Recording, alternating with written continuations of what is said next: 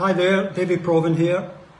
I've just become aware of the Tommy Gemmell project, and if I may, can I just offer my best wishes and best luck to everyone involved.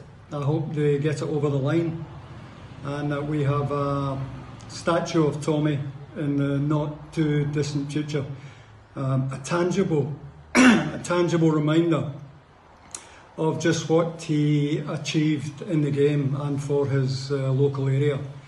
I first met Tommy in 1974. I had just broken into Kilmarnock's first team and we're playing Dundee at Dens Park, and the Dundee team sheet is handed into our dressing room and I'm looking to see who's playing left back, and sure enough it's Big Tam. Now I'm 3-4 months out the juveniles. Tommy, 7 years previously, had scored that goal in Lisbon, world famous footballer, and I'm playing against him, and it was one of those moments where you really had to pinch yourself. And the game starts and he sidled up to me. He said, "Just think, kid," he said, "you'll be able to tell your grandkids one day that you played against a Lisbon Lion."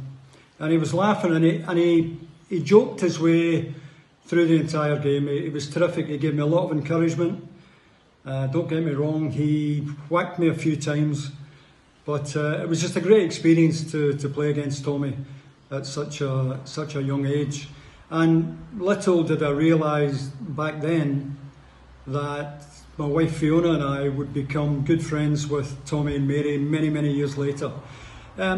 Usually through charity golf days, which we both played in, but we became good pals. They would come down to the west of Scotland to stay over. We'd go up to Dunblane, and these nights followed a familiar pattern: fair amount of alcohol taken, and Tommy would regale us with stories of the Lisbon Lions, Jock Stein. And this was the Lisbon Lions Uncut. This wasn't for publication or for broadcast. These stories were fantastic to hear. It was a great raconteur. And inevitably, I would get up in the morning feeling a bit rough. Tommy would bounce in. He would say, "How you doing, son? How are you feeling?" I would say, "Tam, I'm struggling a wee bit. I'm a bit rough." He would say, "Right, I know what you need. You need a wee brandy and port to settle your stomach. We're going down to the Stilling Arms in Dunblane." And we'd walk down the hill to the Stilling Arms for a wee cura. And the one thing of many things that struck me about Tommy was there was no ego, there was no arrogance. Despite his many achievements in football and his fame, he was self-deprecating, he was modest.